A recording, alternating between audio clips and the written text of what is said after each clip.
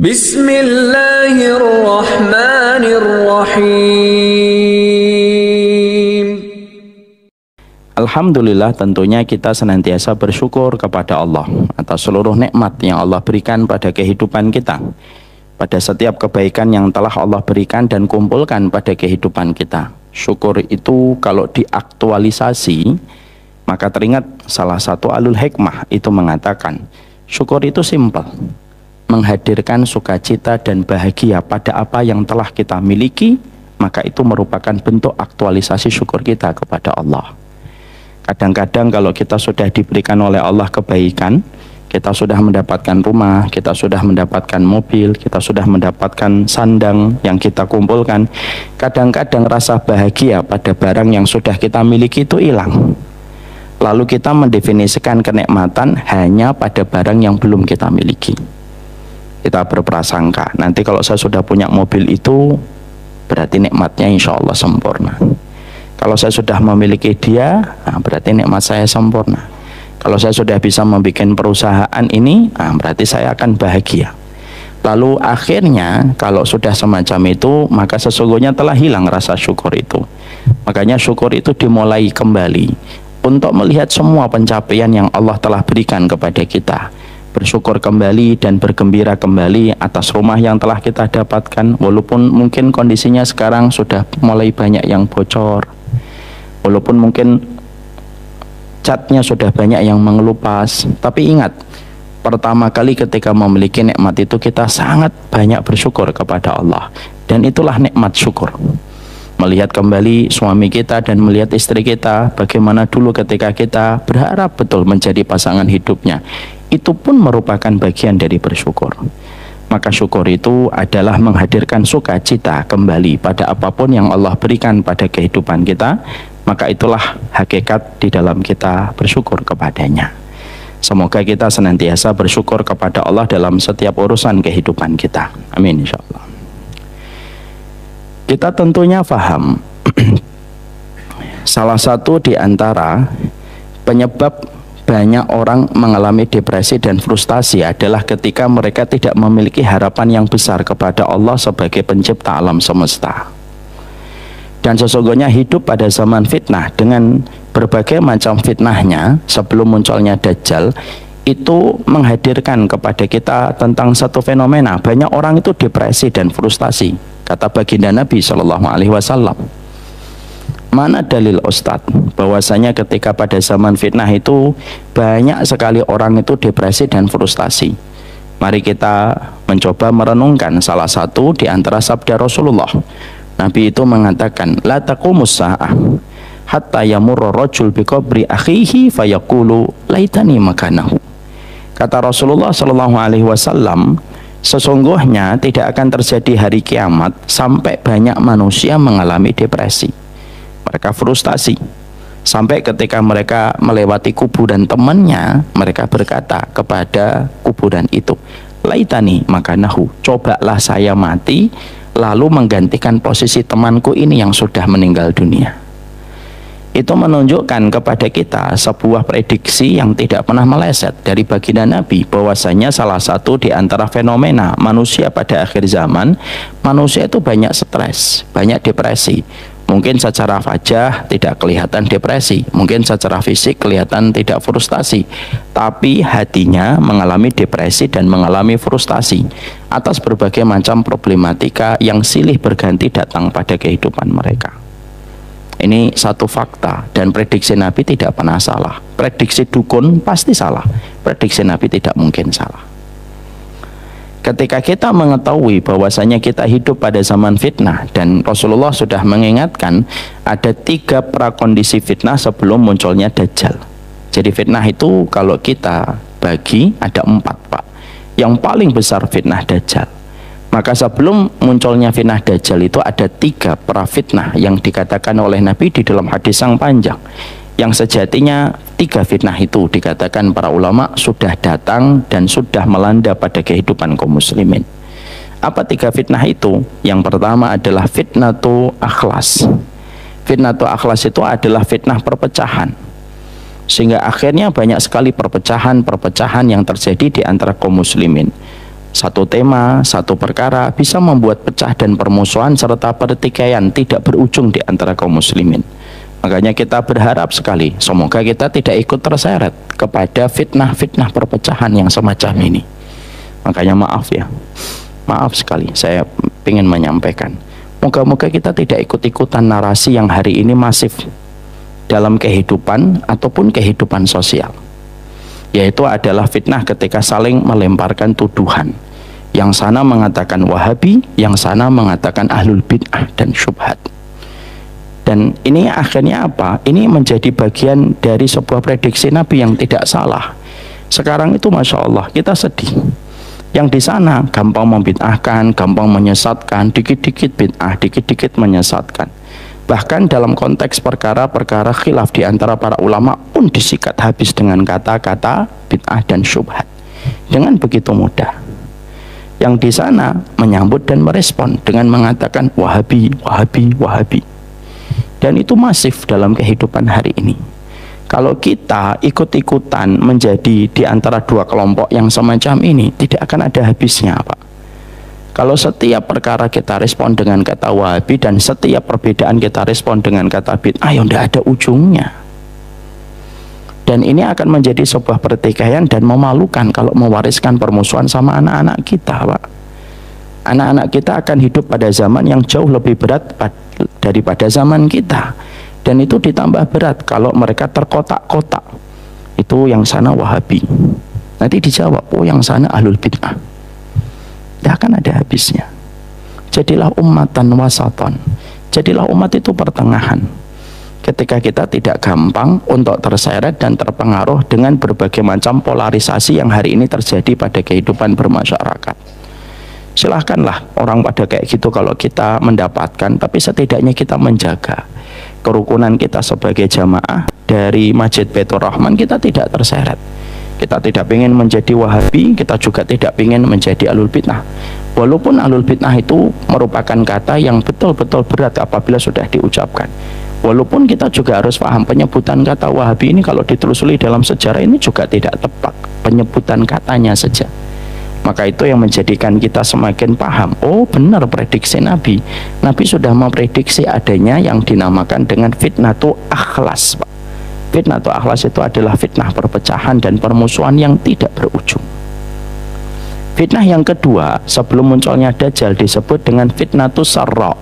Fitnatu sarra itu adalah fitnah kelapangan harta. Sampai akhirnya kaum muslimin diberikan taraf kehidupan ekonominya jauh lebih tinggi daripada beberapa puluh tahun yang lalu. Kita menjumpai semisal negara Dubai. Bagaimana tahun 70-an kita menjumpai Dubai itu di peta perkembangan fisik bangunan mereka itu tidak ada. Tapi ternyata hari ini sudah kita jumpai berapa banyak gedung tinggi, dan itu membenarkan apa yang dikatakan Nabi. Allah akan bukakan harta dari balik-balik tanah sampai kita mendapati batu bara bisa menjadi salah satu komoditi yang menjadikan orang cepat kaya. Minyak sawit, minyak, semuanya dibuka sama Allah yang dulunya nggak pernah dibuka sama Allah. Dan akhirnya banyak orang itu mereka bergelimang dengan harta. Maka pada saat itulah terjadinya fitnatus sarra. Fitnatus sarra itu apa?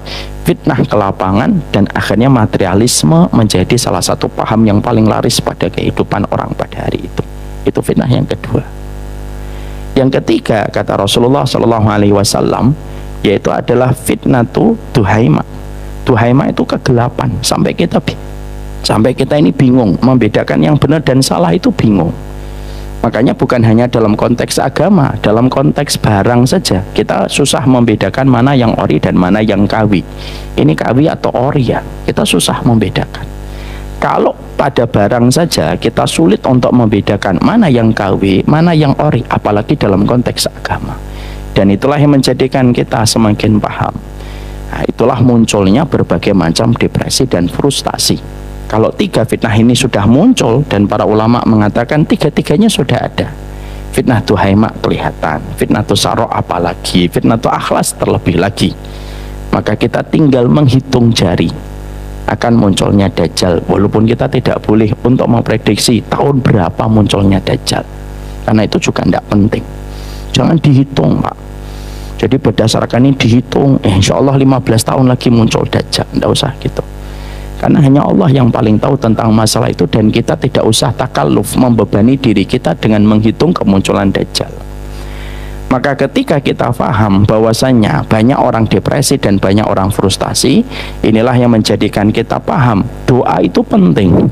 Karena doa itu bisa menguraikan frustasi dan depresi. Kita tidak bisa membayangkan pada kehidupan iman kita dan agama yang kita ikuti dan kita imani kalau tidak ada yang dinamakan doa. Bagaimana kita menitipkan harapan? Bagaimana kita bisa mencurhatkan kekecewaan? Kita besar, karena doa itu bisa menguraikan kekecewaan. Doa itu bisa memberikan harapan. Doa itu bisa mengobati luka batin. Doa itu bisa menghilangkan kekhawatiran yang akan terjadi pada waktu di masa mendatang, itu doa. Makanya orang yang banyak berdoa dan tahu bagaimana seni dia berdoa, curhat sama Allah, bercerita sama Allah, insya Allah akan jauh dia dari depresi, akan jauh dari frustasi ketika dia senantiasa menempatkan doa itu merupakan kekuatan paling besar bagi kehidupan orang yang beriman. Makanya Nabi tidak salah kalau beliau mengatakan ad-du'a'u silahul mu'min. Doa itu senjatanya orang beriman, dan senjata itu menguraikan banyak hal. Bapak kecewa sama orang, doa, karena doa itu menguraikan kekecewaan kita. Kita merasa sedih, ditipu sama orang, berdoa, dan doa itu akan menghilangkan kesedihan kalau kita senantiasa curhat kepada Allah. Dan tidaklah yang paling banyak diabadikan dari kehidupan para nabi kecuali salah satunya doa-doa mereka. Makanya Nabi nggak ada yang stres, Nabi tidak ada yang depresi. Ketika mereka tua pun mereka berdoa, karena doa itu menguraikan kekecewaan yang ada pada kehidupan. Doa itu memberikan harapan kepada setiap manusia. Makanya para nabi itu berdoa. Saya kagum sekali Nabi Zakaria. Nabi Zakaria itu sudah tua sekali, tapi belum punya keturunan. Padahal kita paham, semakin orang solih, semakin pingin punya keturunan untuk menjadi umur yang kedua bagi kehidupan mereka. Dan Nabi Zakaria dikisahkan pada saat itu usianya sudah lebih dari 70 tahun. Istrinya pun sudah sama, lebih dari 70 tahun, dan tidak kunjung mendapatkan buah hati. Tapi pelariannya Nabi Zakaria itu adalah dengan berdoa. Makanya ketika beliau mendapati Maryam mendapatkan buah musim dingin tapi di musim panas, dan mendapatkan buah musim panas di musim dingin, maka beliau itu kagum sama pemberian Allah yang Allah berikan kepada Maryam. Lalu dijadikan redaksi untuk berdoa. Ya mayarzukum Maryam tamaron fi ghairi awanihi urzuqni dzurriatan walau fi ghairi awani. Ya Allah, Engkaulah yang memberikan buah kepada Maryam bukan pada masanya. Engkau berikan buah musim panas padahal sedang musim dingin. Engkau berikan buah di musim dingin walaupun di musim panas. Maka berikanlah kepadaku keturunan walaupun sudah tidak masaku memiliki keturunan. Lah, redaksi ini yang dipilih sama Allah. Kasih Nabi Zakaria itu keturunan. Jadi di situ kita mendapati bahwasanya doa itu melampiaskan rasa kesel ada pada hati kita, kekecewaan, kesedihan itu dilampiaskan di dalam kita berdoa kepada Allah. Jadi doa itu bukan hanya sekedar kita pengen punya mobil lalu kita berdoa. Doa itu bukan hanya sekedar kamu terlilit utang, kamu berdoa. Kamu itu ketika berdoa bukan sekedar anakmu nakal, ketika kamu beritahu tidak segera merespon apa yang kamu perintahkan, kamu berdoa. Enggak. Doa itu seni menguraikan problematika dalam kehidupan ketika kita berdoa kepada Allah meminta harapan supaya mendapatkan solusi dalam kehidupan kita. Makanya Masya Allah, Allah itu tahu yang terbaik untuk kita. Tapi Allah menghadirkan sebab supaya yang terbaik itu datang dalam kehidupan kita. Berdoalah. Makanya tidak benar kalau ada orang mengatakan, Allah kan tahu apa yang saya mau kan Ustadz? Iya, ya udah nggak usah berdoa. Salah. Allah memang tahu apa yang terbaik untukmu, tapi berdoalah. Karena sebab kamu berdoa, sebab itulah kamu akan dikabulkan oleh Allah. Oleh karenanya itulah yang menjadikan kita, kenapa kita membahas 40 doa Robbana. Salah satu karya yang kami tulis, kita menghadirkan kembali sepenuh hati kita untuk memahami setiap doa yang Allah abadikan di dalam Al-Quran. Berarti doa-doa yang diabadikan oleh Allah di dalam Quran itu luar biasa. Ya, saya lagi menyusun doa-doa yang tidak dimulai dengan kata Rabbana, tapi belum selesai. Tapi kita pada kesempatan ini kita membahas doa-doa Rabbana secara rutin per pekan, karena kita paham bahwasanya doa itu merupakan sebuah kekuatan besar bagi kehidupan kita. Kita sampai kepada doa yang kelima, yaitu adalah doa yang ada pada surat Al-Hasyr. Doa ini insya Allah merupakan doa yang sudah kita hafalkan dan mungkin sudah di luar kepala. Doanya adalah doanya apa? Rabbana fir lana wa li ikhwanina alladziina sabaquna bil iman wa la taj'al fi qulubina ghillan lil ladzina amanu innaka raufur rahim. Kita akan membicarakan doa pada surat Al-Hasyr ini part yang ke-6 atau part yang ke-5. Sudah panjang. Dan kita hari ini fokus untuk meneruskan perhatian kita pada salah satu penggalan doa yang ada pada surat Al-Hasyr ayat yang ke-10. Ketika kita berdoa, wala taj'al fi qulubina ghillan lil ladzina amanu innaka raufur rahim.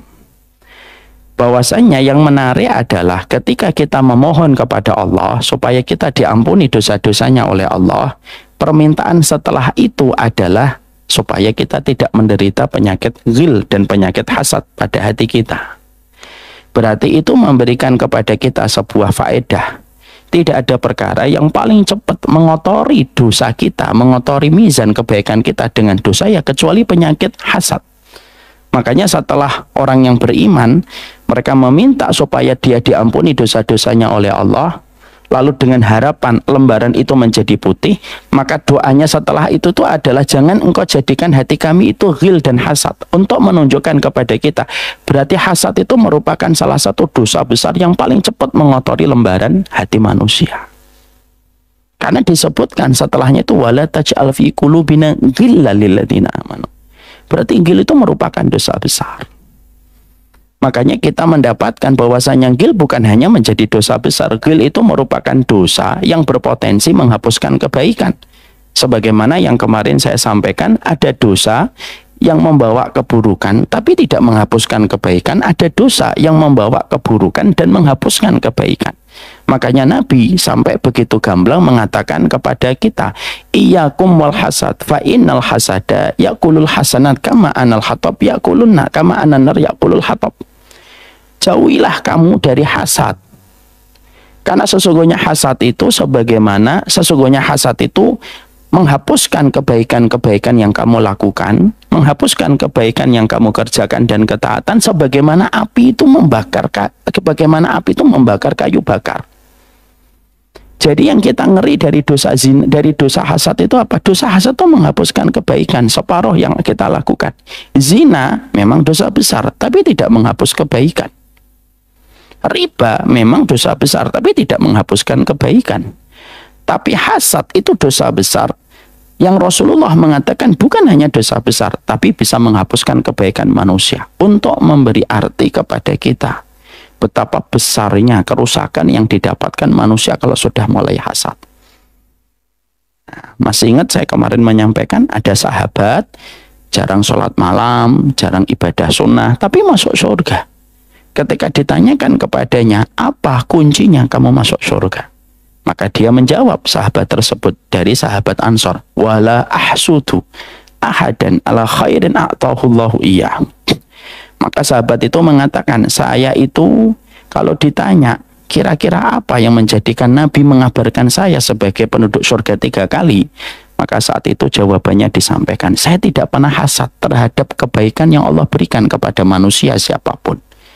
Saya berprasangka baik, memang dia pantas dapat kebaikan itu.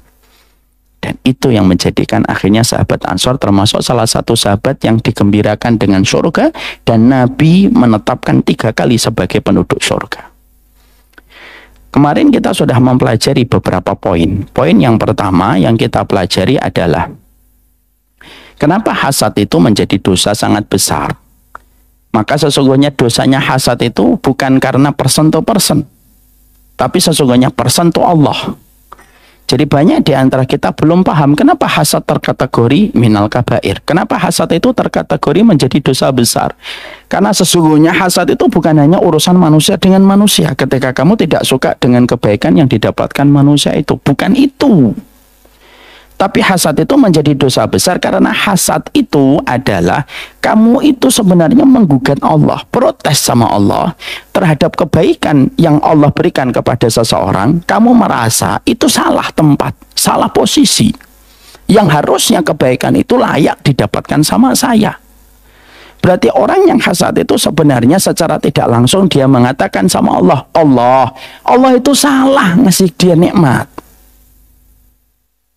Yang paling pantas nikmat itu tuh saya. Lu kok bisa-bisanya kamu ngasih kepada dia itu gimana ya Allah? Itu secara tidak langsung. Orang hasad tuh kalau dibahasakan verbal, itu omongan dia. Makanya akhirnya kenapa hasad itu dosa besar? Karena bukan manusia kepada manusia, tapi manusia langsung kepada Allah. Maaf ya Pak, orang yang zina dosa besar sekali, tapi dia tidak protes kepada Allah. Mungkin dia bermaksiat, tapi tidak protes sama Allah. Tapi kalau hasad itu protes sama Allah. Makanya itulah yang menjadikan kita kemarin memahami dulu. Apa sih uraian ilmu? Kenapa hasad itu dosa besar yang kita harus waspada dengan hasad itu? Kita bukan hanya waspada terhadap riba, kita bukan hanya waspada terhadap zina, kita bukan hanya waspada terhadap khamar, tapi kita waspada terhadap hasad. Karena kalau kamu sudah hasad, kamu ini sedang protes sama Allah. Dan itu yang menjadikan hasad itu luar biasa menjadi dosa besar. Makanya awaluman usyallah fis sama al-hasad wa awaluman usyallah fid dunya al-hasad. Makanya sampai Imam Ibnu Qayyim mengatakan maksiat pertama penduduk langit itu hasad. Maksiat pertama penduduk bumi itu juga hasad. Siapa yang pertama kali penduduk langit itu hasad? Syaitan. Siapa penduduk bumi yang pertama kali hasad? Qabil. Dan itu menunjukkan kepada kita berarti kerusakan manusia di hadapan Allah itu dari hasad. Makanya Masya Allah ini yang kita khawatirkan. Bisa jadi ada orang rajin sholatnya, dzikir paginya, dzikir sorenya, rajin di dalam pelaksanaan sholat duhanya, pelaksanaan sholat witirnya, tapi dia tidak mewaspadai penyakit hasad. Dia biarkan hasad itu menerkam hatinya, memangsa jiwanya, lalu akhirnya semua perkara dikomentari dengan sebuah tujuan, supaya perkara kebaikan yang didapatkan orang itu hilang. Dan itu adalah hasad. Makanya yang pertama yang sudah kita sampaikan, kenapa hasad itu dosa besar. Yang kedua yaitu adalah perbedaan antara hasad dengan kata ghil. Nah, sudah kita sampaikan pekan lalu. Apa bedanya hasad dengan ghil? Hasad itu tamanna zawalan ni'mah an sahibiha. Sesungguhnya hasad itu menginginkan hilangnya nikmat pada orang yang mendapatkan kebaikan itu. Adapun ghil itu bedanya apa dengan hasad? Ghil itu sampai menyakiti dirinya. Disebabkan karena kebencian itu dan dia biarkan keburukan menggerogoti dirinya. Maka kalau sudah dia membiarkan kebaikan dirinya digerogoti dengan kebencian, itu namanya hasad. Orang terdeteksi dengan satu penyakit. Pak, ini kelihatannya karena Bapak terlalu emosi dalam hatinya. Ya dok, saya ada itu orang yang saya benci gitu. Ya sudah Pak, berdamai dengan nama itu. Nggak bisa dok, nggak apa-apa. Saya mati dengan penyakit ini lebih saya terima daripada saya memaafkan dirinya. Itu ghil Pak. Itu namanya ghil. Makanya disebutkan di dalam surat Al-Hasyr. Kenapa yang disebutkan di dalam surat Al-Hasyr? Wala taj'al fi qulubina ghillan. Kok bukan wala taj'al fi qulubina hasadan? Kenapa yang disebutkan ghil? Karena ghil itu lebih parah daripada hasad. Dan kalau kita sembuh dari ghil, moga-moga kita juga bersih dari hasad. Maka itu yang membedakan antara hasad dengan ghil. Ghil itu sampai orang yang menderita hasad itu digerogoti penyakitnya, mendapatkan banyak keburukan. Dia rela habis-habisan uangnya untuk melampiaskan kebencian. Saya nggak suka dengan dia. Dia bayar orang. Gimana kamu bunuh karakternya dia? Jatuhkan kehormatan dia di tengah masyarakat. Dan dia rela membayar dengan bayaran mahal. Itu bukan hasad, itu ghil namanya. Ada nggak orang yang ghil di sekitar kita masyarakat? Banyak Pak. Apalagi ini di musim kampanye. Aduh, Masya Allah. ya kan? Kadang-kadang akhirnya bayar ini, bayar itu untuk menjatuhkan kandidat-kandidat yang lain. Ya, saya mengatakan Pak, Masya Allah ya siapapun nanti presiden kita berharap inilah yang Allah kirimkan bisa membawa kemaslahatan untuk kita. Ya, dan siapapun presidennya hidup terus berlanjut Pak, pajak tetap harus bayar. Ya, datang ke dokter juga tetap harus bayar. Artinya sudahlah rukun aja, damai. Walaupun kita punya pilihan masing-masing, tapi tidak usah kita sampai berlebihan. Kok nyampe ke presiden ini gimana tadi ya? Oh, jadi akhirnya di situ kita memahami bedakan hasad dengan ghil. Jadi kalau orang sampai mengubarkan apapun, menggerogoti kebaikan, maka itu adalah ghil. Yang ketiga yang kita dapatkan bagian dari penjelasan yang sudah kita pahami adalah yang ketiga, hasad itu ada beberapa kondisi. Yang pertama bahwasanya kalau kita membenci tapi tidak mengekspresikan tidak dosa. Kalau kita sudah membenci lalu mengekspresikan, maka itu termasuk dari perkara hasad. Yang ketiga, merubah hasad menjadi kebaikan, yaitu adalah ghibthah. Ketika kita merasa iri dengan orang yang mendapatkan kebaikan, lalu kita tepis kebencian kita kepada dia dengan sebuah kekuatan doa dan berkata, ya Allah, kalau saya punya harta kayak dia, saya akan berlaku dan bertindak sebagaimana dia.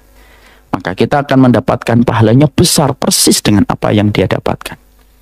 Ya, Bapak melihat misalkan Imam Sudais, suaranya bagus, hafalannya banyak. Beda dengan mungkin kita, mungkin beda dengan bapak-bapak. Ya, surat An-Naba lupa, ya. Al-A'la tidak hafal gitu, At-Thariq setengah gitu. Maka cara kita menepis adalah, ya sudah, jangan hasad. Kamu rubah menjadi ghibthah. Ya Allah, kalau saya punya hafalan kayak dia, saya senang sekali dan pasti saya akan terus untuk memperdengarkan ayat-ayatmu kepada manusia. Itu ghibthah. Dan itu berpahala besar, Pak. Kapan lagi, Pak? Ada satu pahala tanpa modal. Satu amal tanpa modal itu, bahkan tidak usah mengatakan, cukup di dalam hati kita langsung berdoa, itu adalah ghibthah, Pak. Kalau Bapak kurban, ada modal. Kalau Bapak puasa di awal Dzulhijjah, ada modal. Kita merasakan haus kerongkongan kita.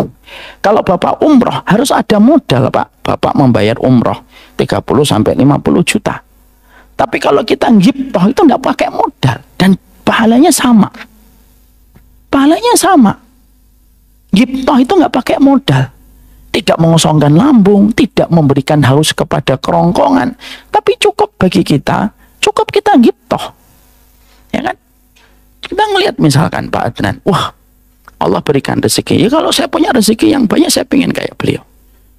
Kalau kita ngelihat Pak Goni, oh ya kalau saya punya rezeki yang banyak kayak Pak Goni, ya saya pengen kayak beliau. Selesai Pak, dan itu akan ditimbang oleh Allah pahala kita, pahalanya Pak Adnan diberikan kepada kita tanpa mengurangi pahala dia dengan takaran yang sama, Pak.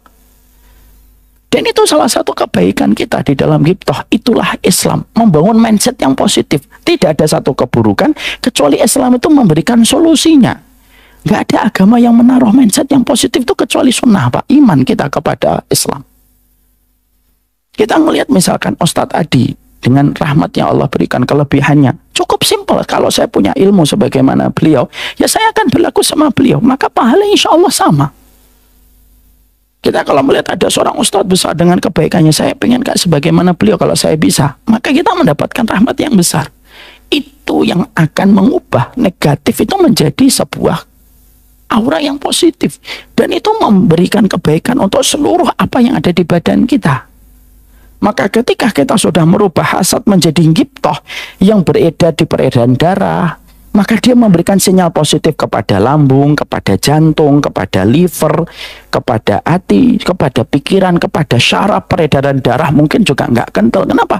Berdasarkan ketika kita melihat orang itu positif. Karena pola pikir itu jauh lebih penting daripada hanya sekedar pola makan. Makanya Islam itu selalu memberikan mindset yang baik. Ya, makanya kalau lihat sesuatu kok ini, ya sudahlah, saya kalau bisa kayak dia ya saya akan kayak dia. Selesai, Pak. Maka itu yang disebut dengan hasad yang berubah menjadi ghibthah, dan ghibthah itu amalan besar tanpa modal. Amalan besar tanpa modal. Ya. Dan itu memberikan kebaikan. Yang keempat yang sudah kita pelajari yaitu adalah kondisi yang keempat itu yaitu adalah bagaimana hasad yang baik. Hasad yang baik itu selain ghibthah ada yang lebih baik lagi, yaitu adalah mengubah kebencian kita kepada seseorang dengan kita berbuat baik kepada orang itu, memaksakan jiwa kita untuk berbuat baik. Saya hasad sama Pak Ujang, lalu saya berbuat baik sama Pak Ujang untuk menyembuhkan rasa hasad saya, maka itu merupakan bentuk hasad yang terbaik, lebih tinggi daripada ghibthah. Sekarang mari kita bahas poin yang keempat yang berikutnya. Dikatakan bahwasanya dalam pembahasan oleh Imam Ibn Taimiyah, ma khalal jasad anil hasad. Para ulama itu menyampaikan kepada kita bahwasanya tidak ada satu manusia yang selamat dari hasad. Artinya setiap manusia itu punya potensi hasad, Pak. Pertanyaan kita, lah terus kalau setiap manusia punya potensi untuk hasad, bagaimana hasad yang dimaafkan sama Allah dan hasad yang tidak dimaafkan oleh Allah yang artinya dosa? Mana hasad yang dimaafkan sama Allah dan mana hasad yang dosa? Karena kan kita memiliki hasad, Pak. Setiap manusia itu memiliki potensi untuk hasad. Sekeras apapun usaha kita untuk menepis hasad terhadap orang lain, kita tetap akan terus mendapatkan hasad ketika masih hidup. Karena banyak orang yang kita lihat dan banyak sekali apa yang kita bandingkan pada kehidupan.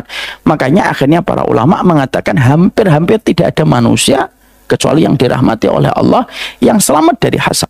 Karena setiap orang itu punya hasad. Lah kalau setiap orang itu punya hasad sebagaimana dia punya syahwat, kan setiap orang punya syahwat, Pak. Maka sesungguhnya syahwat itu kan netral. Syahwat itu kalau dilampiaskan pada perkara buruk baru menjadi dosa, tapi syahwat itu kalau ditahan maka menjadi sebuah kebaikan di sisi Allah.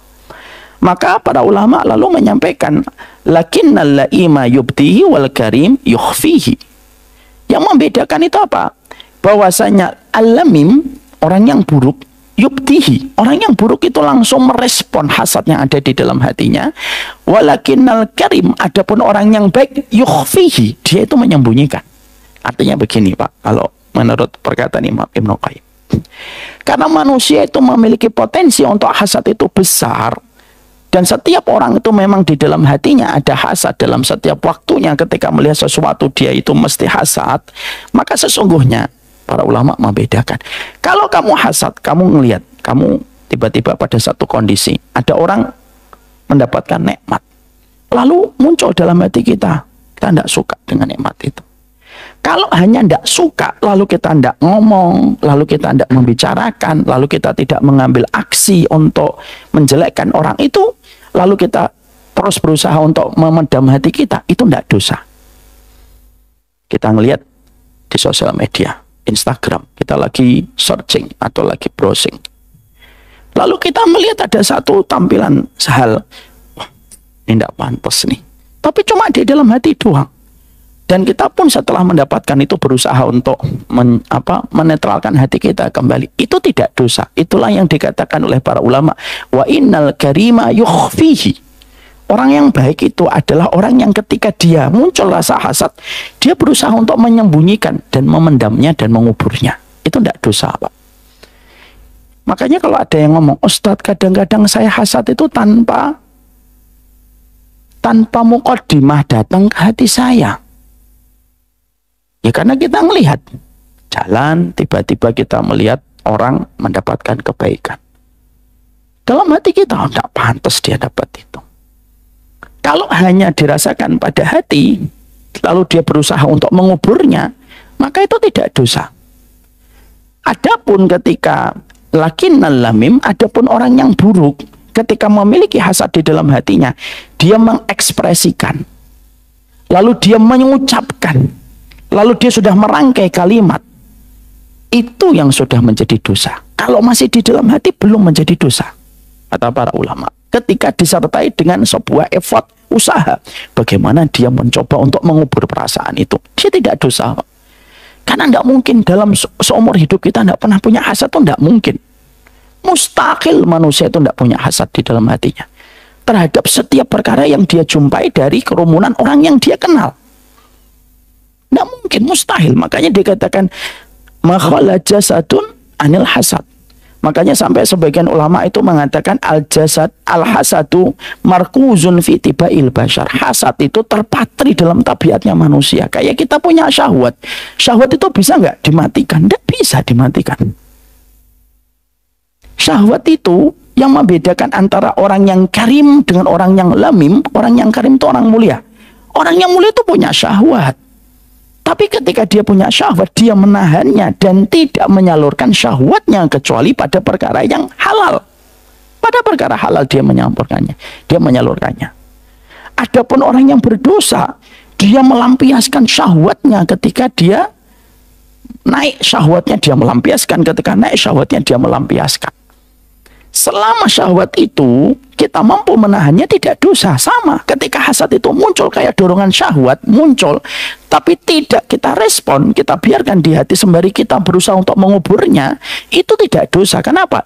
Itu markuzun fi tibail bashar. Markuz itu memang ada, karakter hasad itu pada setiap karakter manusia itu memang ada. Ya. Maka yang membedakan itu adalah bahwasanya kalau orang yang mulia dia menyembunyikan, adapun orang yang buruk dia sudah mengucapkan. Jadi kalau saya tiba-tiba ngelihat sesuatu, kok tiba muncul hasad, selama saya tidak ngomong, nggak dosa. Dan saya berusaha untuk menguburnya. Bapak ngelihat, hanya ngelihat saja. Tapi Bapak tidak mengekspresikan, tidak mengucapkan, tidak merangkai kata untuk melampiaskan kebencian itu dengan kata-kata atau dengan tulisan, maka itu insya Allah tidak dosa. Kalau sudah diomongkan, sudah ditulis, sudah dirangkai kalimat, lalu kita berharap bahwasanya orang itu betul-betul hilang nikmatnya, dan itu diwujudkan dalam planning kata-kata yang dia buat, itu baru menjadi sebuah dosa besar. Ya, jadi hati ini netral sebenarnya. Tapi orang yang paling baik itu ya orang yang jarang sekali mendapatkan hasad itu, dan itu merupakan hati mereka yang dirahmati oleh Allah Subhanahu wa taala. Hati para sahabat itu bersih, Pak.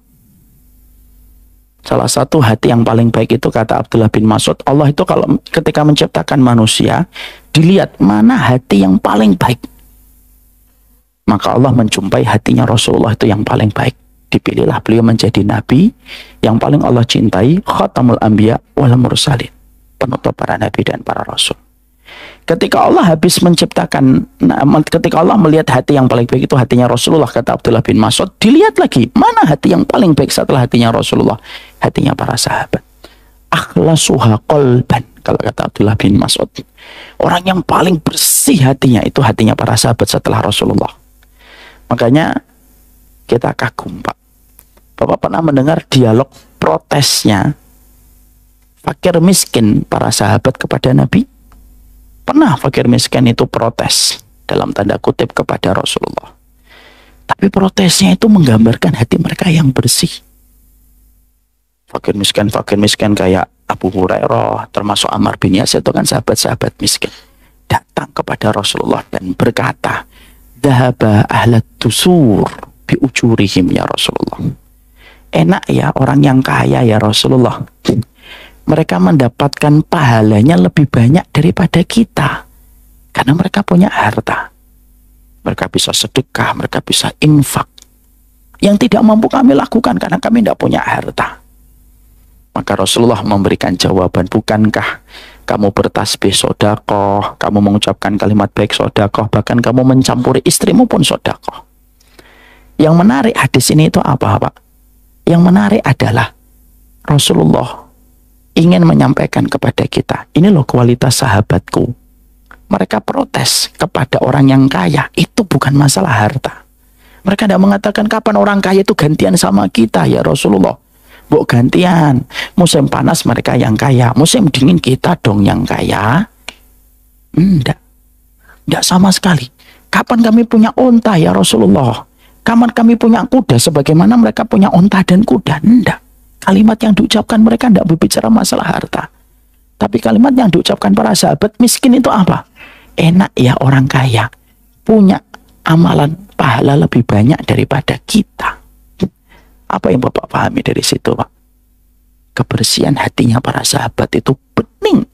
persis sebagaimana yang dikatakan oleh Abdullah bin Mas'ud. Tidak ada hati manusia yang paling bersih kecuali hatinya para sahabat.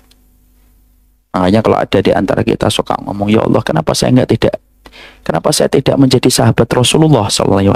Ya karena memang hati kita jauh lebih kotor daripada hatinya para sahabat Nabi. Itu bersihnya hati mereka.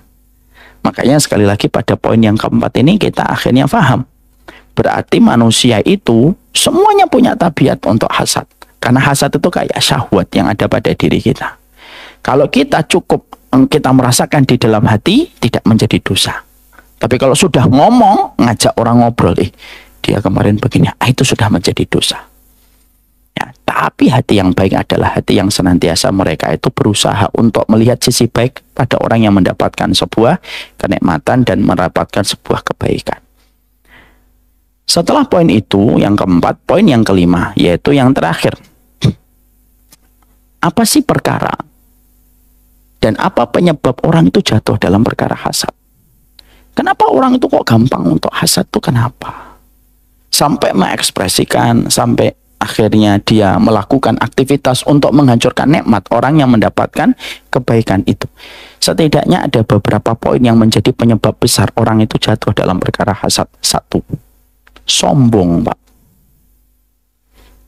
Merasa dirinya lebih baik daripada orang yang dia jadikan objek untuk hasad. Kesombongan. Dia itu tidak pantas. Yang pantas saya.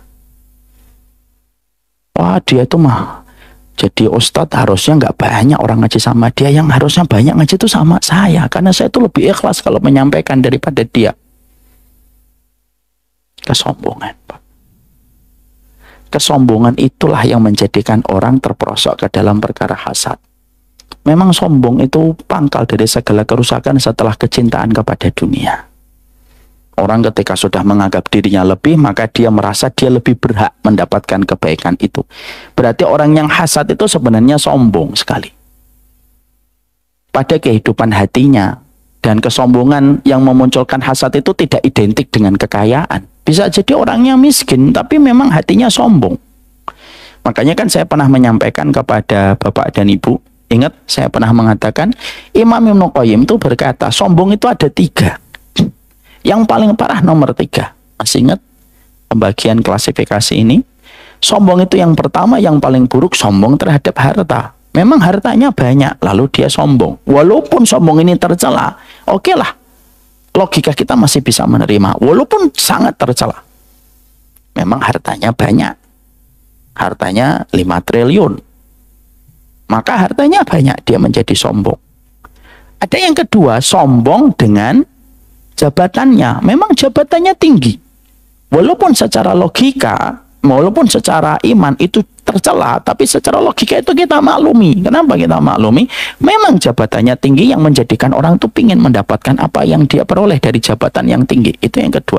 Yang ketiga, yang parah itu adalah orang yang sombong terhadap ilmunya. Dia baru belajar, sombong, dan sombong terhadap ibadahnya. Itikafnya, tilawahnya, iltizamnya untuk sholat tepat waktu di masjid, itu menjadikan dia sombong. Maka itulah kesombongan yang paling buruk. Paling hina itu kesombongan ilmu dan amal ibadah. Kenapa kesombongan ilmu dan ibadah itu paling buruk? Karena ilmunya belum tentu 100% benar, ibadahnya belum tentu 100% itu diterima oleh Allah Subhanahu wa Ta'ala. Kok sombong? Tapi kesombongan itu merupakan penyebab pertama orang hasad itu ya sombong. Ada ustadz dengan ustadz, hasad dia. Walaupun orang yang merasa, orang yang hasad itu tidak akan pernah merasakan hasad kalau sudah mengekspresikan. Orang lain bilang, mungkin ustadz hasad. Enggak, ini bukan hasad. Ini memang hak, ini fakta ini. Kenapa? Orang kalau melakukan hasad itu selalu mencari pembenaran. Litabrir, dia itu mencari pembenaran. Maka tidak ada misalkan ustadz dengan ustadz, guru dengan guru, hasad. Maka salah satu di antara penyebab faktor orang itu hasad itu apa? Kesombongan. Dia merasa lebih ikhlas. Dia merasa lebih pantas mendapatkan kebaikan. Itu yang menjadikan akhirnya dia memiliki sifat hasad. Makanya orang yang sering hasad adalah orang yang secara tidak sadar, terdeteksi secara fix dan confirm, dia menjadi orang yang sombong. Itu sombong. Yang kedua, penyebab hasad itu yang kedua itu apa? kasratun nadhar, banyak ngelihat. Banyak ngelihat kehidupan orang.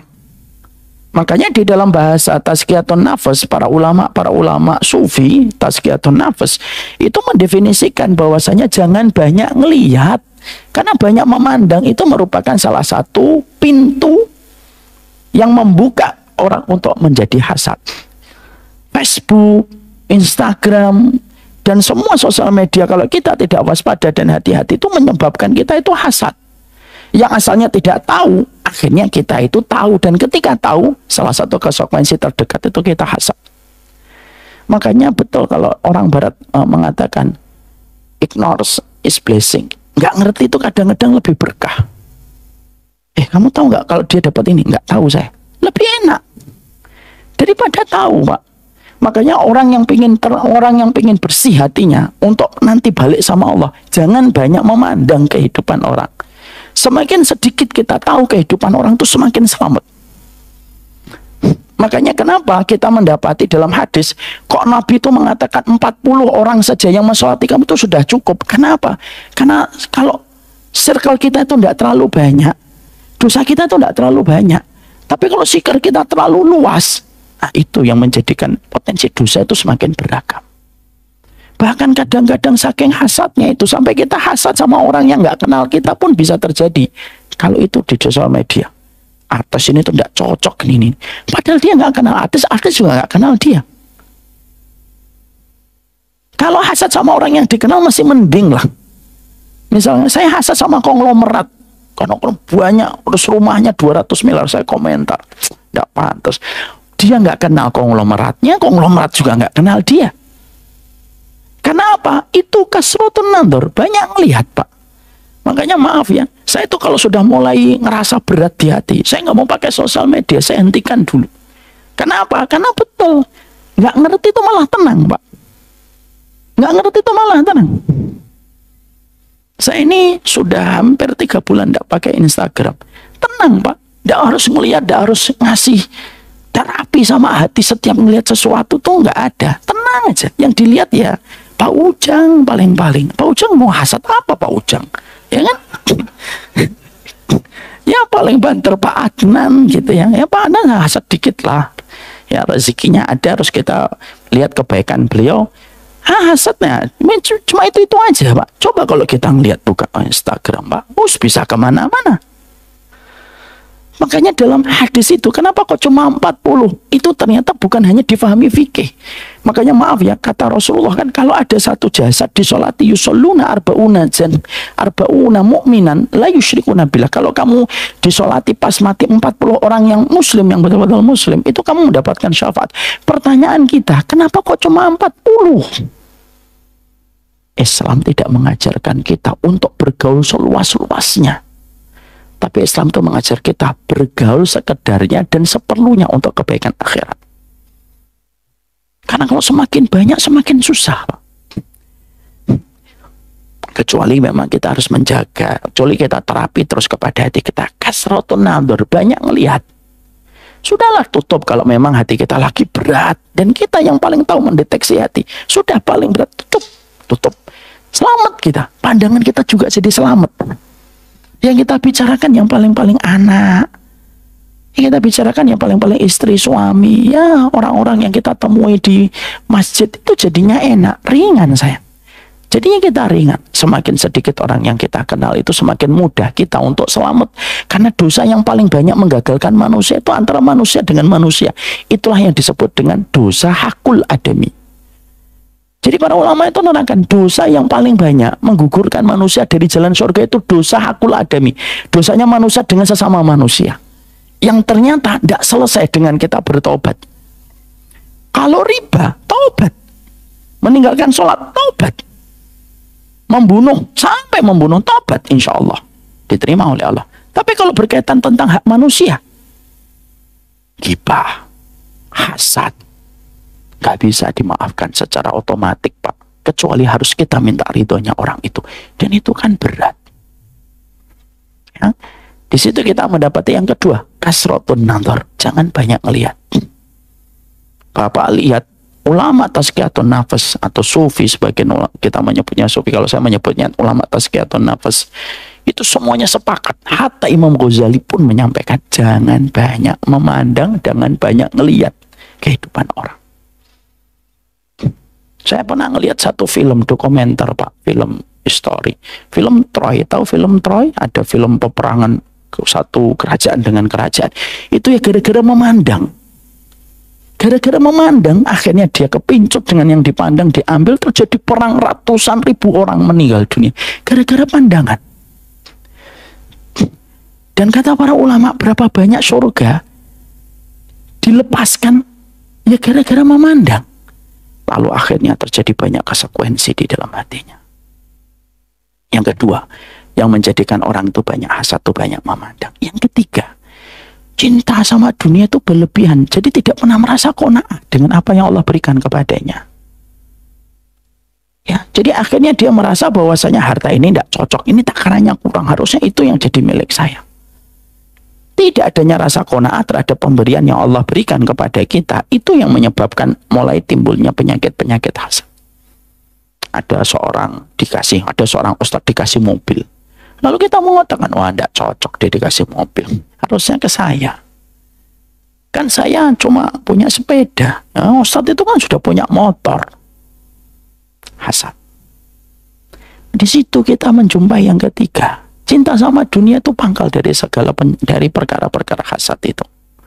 Ya, jadi akhirnya ketika orang itu sudah masuk pada kategori hasad, ya akhirnya ujung-ujungnya itu selalu ada kaitannya dengan urusan dunia. Makanya pantas kalau akhirnya kita menjumpai, dikatakan di dalam satu riwayat, hubbud dunya rasukulu khotiatin. Ya, cinta sama dunia itu pangkal dari semua kerusakan, itu cinta sama dunia.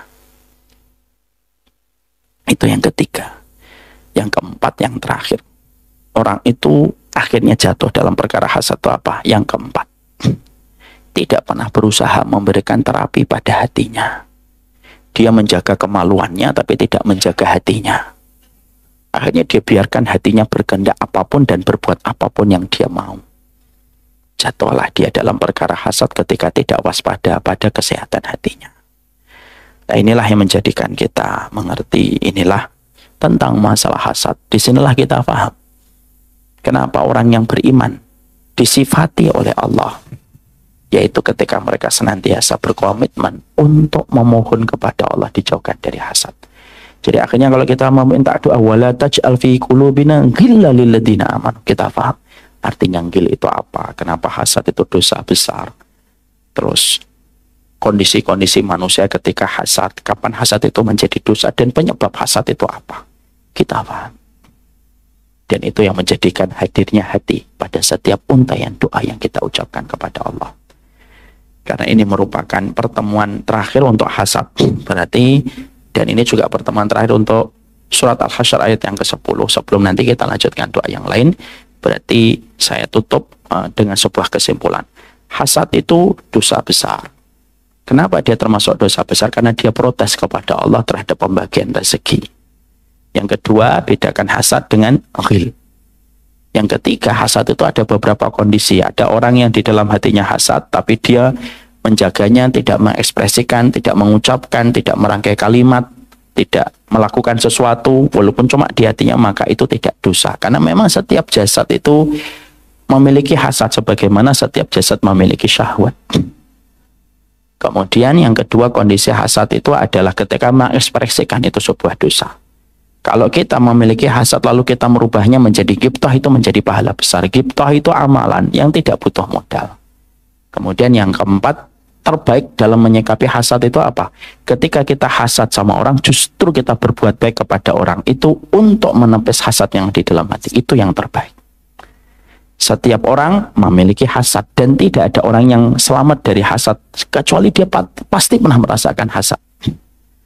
Tapi itu tergantung kita. Lakinnal karim yukhfihi, orang yang mulia menyimpan hasad, mengubur dan tidak mengucapkan. Walakinnal lamim, adapun orang yang buruk yubdihi, orang yang buruk itu menyampaikan dengan kalimat. Nah, itu sudah jatuh dalam hasad.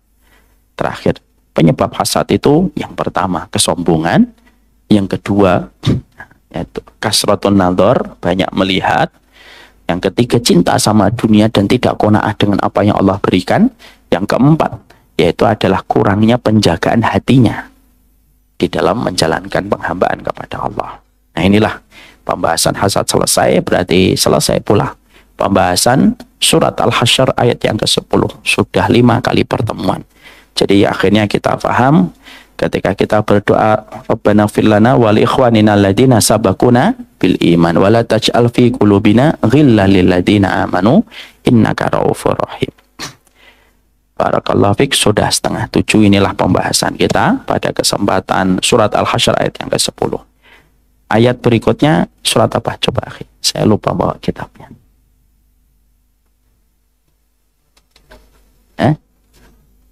Oh, Al-Baqarah 286.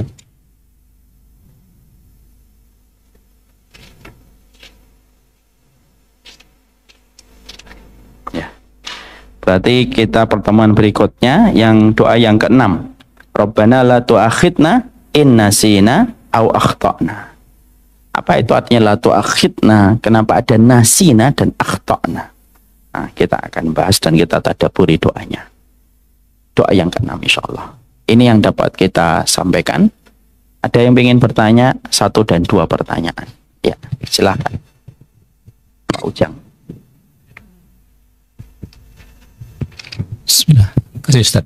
Pak Ujang, kalau belum nikah saya belum hasad. Kalau udah nikah mungkin saya hasad. Tergantung istrinya nanti Pak. Masya Allah. Ya Ustaz, patron manusia untuk hasad itu kan iblis. Jadi seperti disebutkan bahwa yang pertama kali hasad terjadi itu adalah ketika iblis hasad terhadap penciptaan Nabi Adam. Nah, apakah ketika manusia itu hasad kemudian dia tidak bertobat, maka balasannya seperti iblis gitu, kekal di neraka? Terima kasih Ustaz. Sebenarnya hasad itu tidak selamanya bagian dari strategi jebakan iblis, karena iblis juga hasad. Makanya kan itu sesuai dengan apa yang dikatakan oleh para ulama. Pertama, ma khalal jasad anil hasad. Tidak ada jasad kecuali ada hasad. Terus dikatakan bahwasanya markuzun fi tibail bashar. Hasad itu memang tertera pada setiap makhluk ciptaan. Makanya iblis aja, kalau kita pikir iblis itu siapa yang godain, Pak Ujang? Iblis yang lain, Ustaz? Nggak ada.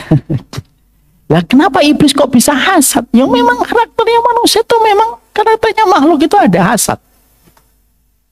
Jadi Bapak pernah nggak tanya gitu, kok iblis bisa hasad ya? Kok iblis bisa sombong? Itulah yang menjadikan para ulama itu mengatakan hasad dan sombong itu ada dalam karakter potensi keburukan makhluk, Pak. Makanya iblis itu nggak digoda siapapun sudah sombong. Kalau manusia sekarang sudah karakter keburukannya ada, ditambah dengan iblis, sombong. Lah kalau iblis dulu siapa ya? Malaikat? Enggak kan? Lah kok dia bisa sombong, Ustaz? Ya memang karakter potensi keburukan yang Allah ciptakan pada diri makhluk itu ada karakter buruk untuk menguji kita, Pak. Salah satu karakter buruk kita, manusia itu sukanya sombong, makhluk itu sukanya sombong, sukanya hasad, itu sudah ada. Sekarang ketika hasad itu, apakah mengekalkan pelakunya di dalam neraka sebagaimana iblis? Tentunya tidak. Dia dosa besar tapi bukan syirik. Kenapa iblis kok kekal di dalam neraka? Karena hasad dan sombongnya iblis itu disusul dengan penentangan dan pembangkangan kepada perintah Allah yang agung ketika dia disuruh bersujud. Nah, itu yang menjadikan akhirnya dia kekal di dalam neraka ketika menolak perintahnya Allah yang besar dan agung untuknya. Sebagaimana perintah Allah yang besar untuk kita itu apa? Bertauhid kepada Allah.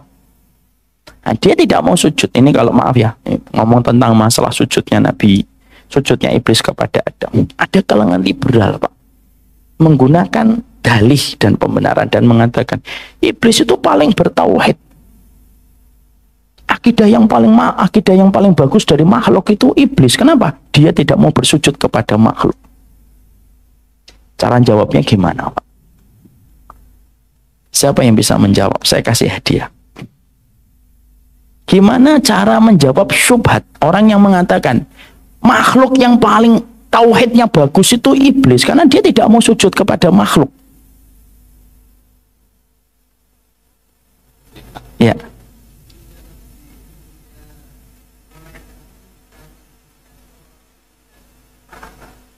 Masya Allah, betul. Bapak dapat hadiah, insya Allah.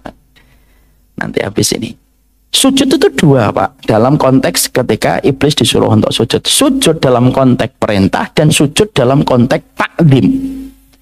Ketika Allah memerintahkan kepada iblis untuk sujud dan kepada malaikat, itu bukan sujud takdim, sujud perintah, sujud ketaatan kepada Allah. Maka itu tidak dalam gambaran akidah. Jadi kalau ada orang yang mengatakan, orang liberal mengatakan orang yang paling bersih tauhidnya itu iblis, itu salah kaprah dia. Karena sujudnya iblis kepada Adam itu justru menunjukkan akidahnya iblis itu rusak ketika tidak mau sujud kepada Adam. Karena sujud itu perintah, bukan sujud ta'zim. Kalau sujud ta'zim, yaitu adalah menghormati, mengimani, itu hanya kepada Allah. Dan sujud kepada Adam itu bukan sujud ta'zim, sujud karena perintahnya Allah, bukan untuk mengagungkan Adam. Itu bisa dipahami, Pak? Jadi kalau ada manusia ketika hasad, apakah dia kekal di dalam neraka? Enggak. Kecuali dia membawa sampai dalam konteks melakukan kesyirikan. Dia nggak suka dengan muslim ini. Lalu ternyata muslim ini tuh dia nggak suka sama fulan. Lalu fulan ini muslim. Saking hasadnya, sudahlah, saya agamanya nggak mau sama dengan dia. Akhirnya dia murtad. Bapak kenapa murtad? Karena nggak suka sama muslim itu. Nah, itu bisa mengekalkan. Tapi kalau hasadnya enggak. Kalau sudah pindah agama gara-gara hasad, saking bencinya sama orang itu, itu bisa mengekalkan pelakunya di dalam neraka. Bisa dipahami, Bapak? Makanya Pak Ujang, Masya Allah ya, mungkin dengan menikah itu bisa mengurangi hasad. Barakallah. Monggo Pak Joko. Ini samping antum nih, Pak Ujang. Yoyo nih Pak. Halo? Yoyo nama saya. Pak Yoyo, nggih. Tadi saya pikir saya ditunjuk nomor 1 yang nanya soalnya Pak. Halo? Biasanya kan selalu Pak Ujang yang nomor 1. Oh gitu ya. Tadi saya pikir saya mau mengalahkan Pak Ujang. Oh gitu ya. Mudah-mudahan nggak hasad itu Ustaz. Enggak mengganggu itu. Mudah-mudahan gitu. Nah, itu bicara giftoh tadi Ustaz, bagaimana kita mengalihkan hasad menjadi giftoh itu, tadi disinggung-singgung soal seni, berdoa gitu. Saya nyaman merasakan kayaknya untuk bahasan hasad ini gak cukup 2 pertemuan mungkin ya, karena saking sulitnya, dan tadi Ustaz sampaikan potensi hasad itu selalu ada gitu. Betul. Saya membayangkan gimana kalau kita nggak ada kajian seperti ini, Ustaz ya. Selalu tertanam di dalam hati setiap manusia tuh bahwa selalu hasad, dan itu adalah dosa besar. Nah, gimana caranya kita tahu ilmunya, tahu apanya gitu. Karena hampir sehari-hari dalam pertemuan, dalam kita nggak terhindar dari hasad ini, Ustaz. Iya, Pak. Sekian. Insyaallah, ayo.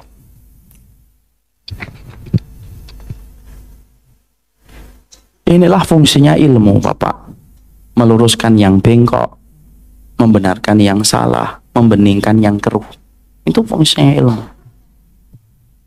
Apa yang dirasakan oleh Bapak sama persis dengan saya, Pak. Ketika menyampaikan materi ini harus baca kitab. Itu negur kita juga berkali-kali dan nampar kita juga berkali-kali. Siapa sih manusia di atas muka bumi ini yang bersih dari hasad, Pak? Para ulama aja mengatakan nggak ada kok. Semua orang punya potensi hasad sebagaimana syahwat. Kayak syahwat, mana bisa kita menghilangkan syahwat? Tidak bisa, syahwat itu tetap ada. Selama kita makan ya ada syahwat. Karena makan pun juga merupakan bagian dari syahwat. Kalau kita nggak punya syahwat, nggak makan kita, nggak minum, nggak tertarik es jus, nggak tertarik habat string, gitu ya.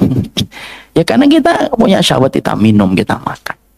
Maka itulah fungsinya ilmu. Fungsinya ilmu itu meluruskan apa yang kurang benar.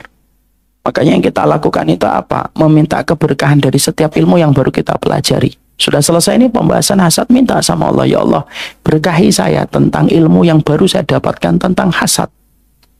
Minta berkahnya ilmu, Pak. Kalau kata orang Jawa, barokahi ilmu itu lebih penting daripada hafalan kamu. Kalau kata orang tua dulu, bapak saya itu dulu ngajarin saya, kalau lagi menghafal gitu, ngomong ke saya, Nang, barokahi ilmu itu lebih penting daripada hafalan kamu. Saya tanya, kok bisa gitu Pak? Pripun gitu. Gimana Pak? Bapak ngomong, banyak orang hafal, tapi nggak apapun yang dihafal tuh nggak pernah jadi petunjuk. Yang penting itu barokahnya ilmu Pak. Ada orang yang ilmunya mungkin biasa, tapi hidupnya itu sesuai dengan SOP ilmu yang dia pelajari. Itu namanya barokah. Makanya kalau saya membiasakan habis kita kajian apapun atau tema kita harus bahas, sembari kita pulang atau sembari di rumah, ya Allah minta keberkahan apa yang saya baru pelajari. Maka Allah yang akan mengendapkan ilmu itu di hati kita. Karena yang kita lawan itu apa? Rasa lupa. Manusia itu kan suka lupa. Contoh nih, ada orang itu tahu sesungguhnya kalau naruh minuman terbuka itu bisa dimanfaatkan jin kalau malam. Kita itu tahu ilmunya sebagian dari kita. Tapi apakah setiap orang ketika melewati malam bisa mengamalkan itu? Belum tentu Pak. Walaupun dia sudah tahu ilmunya. Dia lupa, dia nggak ingat. Karena tidak menjadi kebiasaan. Itu hilangnya barokah. Maka yang kita minta itu apa? Barokahnya ilmu. Persis dengan apa yang pernah disampaikan mendiang Bapak. Nang, barokahi ilmu itu lebih penting daripada hafalan kamu. Nah itu mungkin bisa kita amalkan. Pertanyaan beliau insya Allah mewakili pertanyaan-pertanyaan yang lainnya. Bapak nanti insya Allah dapat hadiah Bapak. Semoga Allah merahmati, memberkahi setiap ilmu yang kita pelajari. Dan ini juga ada teman-teman dan keluarga kita juga di online, ada di YouTube juga. Semoga Allah memberkahi seluruh jamaah dan keluarga di online dan di YouTube. Biasanya ada sekitar 2000-an yang juga ikut mengakses. Semoga Allah memberkahi setiap ilmu kita. Barokahi ilmu lebih penting daripada hafalan. Semoga Allah memberkahi setiap ilmu yang kita kaji bersama dengan para ustadz yang luar biasa di Masjid Baitur Rahman dan masjid-masjid yang lainnya. Sallallahu ala nabiyina Muhammad walhamdulillahirabbil alamin. Subhanakallahumma wa bihamdika asyhadu an la ilaha illa anta astaghfiruka wa atubu ilaik. Assalamualaikum warahmatullahi wabarakatuh.